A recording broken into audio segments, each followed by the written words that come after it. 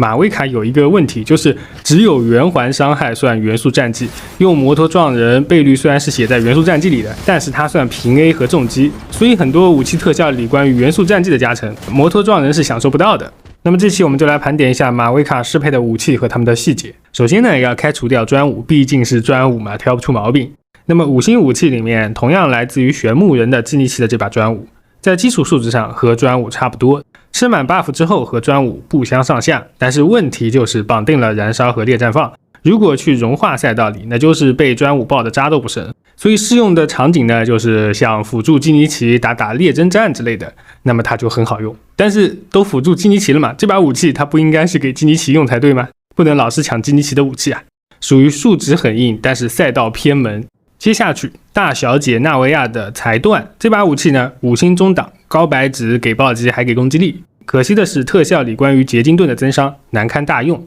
先不说覆盖率啊，因为开头说到了这个特性，所以这个特效它只适合后台的马威卡去触发，前台的就不行，且想持续触发这个特效还需要带一个持续输出的盐元素，这个限制条件就太多了。那么在中档还有一些武器，狼墨和蜈蚣这两把武器的特效呢，都属于马威卡能比较轻松的吃到，而且这两把武器如果特效吃满呢，属于中等偏上，吃不满就和基尼奇做一做。那么同样特性的还有一把维海信标，元素战绩命中敌人加 20% 的攻击力，受到伤害加 20% 的攻击力，这两个 buff 全吃，属于5星武器中的佼佼者吧。但是呢，这里的元素战绩命中敌人的这个 buff 只能通过开战绩和圆环造成伤害去触发，所以呢实战也未必能全吃。如果只有一个 buff 的话，比裁断稍微差一些，那优点就是高暴击会让伤害更稳定一些吧。另外一个极端呢是1斗的这把武器，由于这把武器给了高额的爆伤和比较低的白值，所以暴击和爆伤需要配平一下，打出暴击伤害大数字还是很亮眼的，期望伤害表现一般。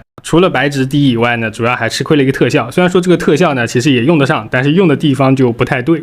然后呢就是5星的垫底了，天空和松濑。松濑就属于副词条被浪费了，而且特效还需要叠层去触发，那么后台的打法就完全用不上。叠完层之后给 20% 的攻击力再开大，伤害还行，但综合来看泛用度就稍微差一些。天空大剑嘛，懂的都懂，延续了天空家族光荣的传统。那么5星结束来到4星啊，4星当中各方面表现最好的是枫丹的这把锻造武器，攻击有了，增伤也有了，唯一的问题就是需要奶。但是马威卡和班尼特一起走，那么这个特效还是能比较轻易的吃到的。高精炼可以杀入5星武器的中档了，胚子多可以打造一把，是绑定了奶组队灵活性稍差的条件武器。和它一个档位的呢还有持骨剑，那就要求能带个盾，像希特拉利或者钟离或者马上就要 up 的蓝焰，那都可以。其次呢是这把绝版的武器噬铁之花，非常适合打融化蒸发反应的马威卡，又加精通又加攻击力，特效很容易触发，但就是要打反应，不打反应呢就比较吃亏。